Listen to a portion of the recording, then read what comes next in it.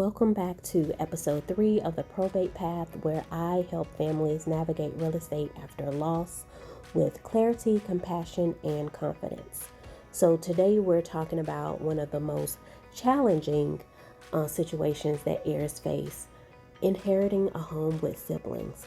So on paper, it sounds simple. You share ownership, you make decisions together, but in reality, emotions, finances, and even opinions can collide.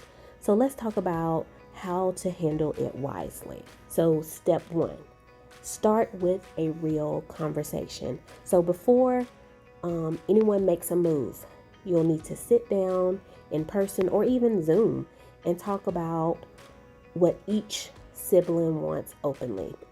Do you want to sell the home? Does anyone want to keep the home and live in it?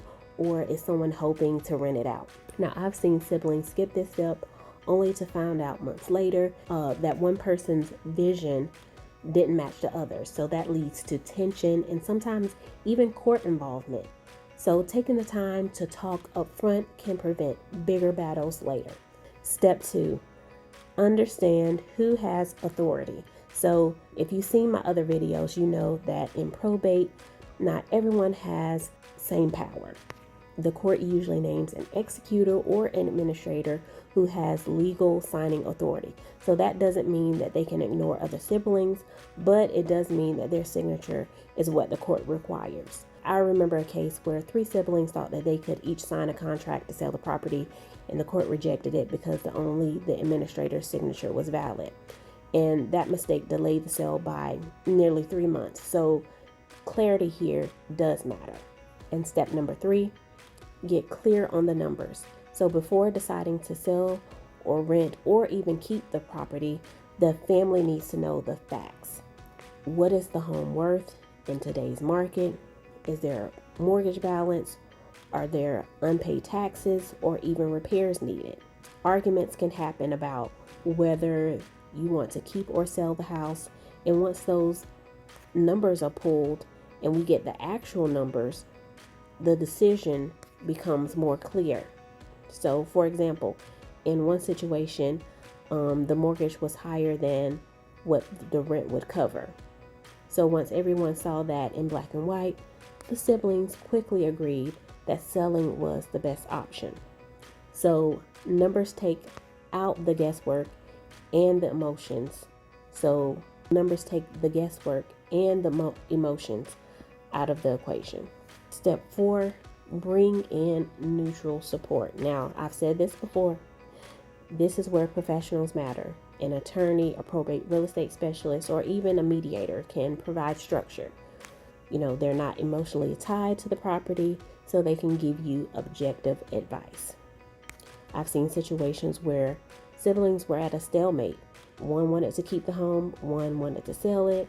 After walking through the financing options, the sibling who wanted to keep it realized that they could refinance and buy out the others. So suddenly, the battle that they were facing turned into a win-win. Neutral support, of course, doesn't replace family discussion, but it does keep the process moving without unnecessary conflict. Number 5, protect their relationships. At the end of the day, this is about more than property. It's about family. Probate can strain relationships if it's not handled carefully. So my encouragement is to approach every decision with compassion. Remember that grief looks different for everybody. So someone may feel deeply attached to the home while others just want closure.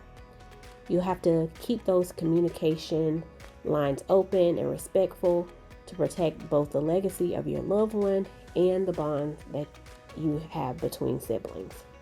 So let's recap when you inherit a home with siblings. Number 1, start with honest conversation. Number 2, understand who has legal authority. Number 3, get clarity on the numbers, the value of the property, the mortgage, the taxes, and the repairs needed.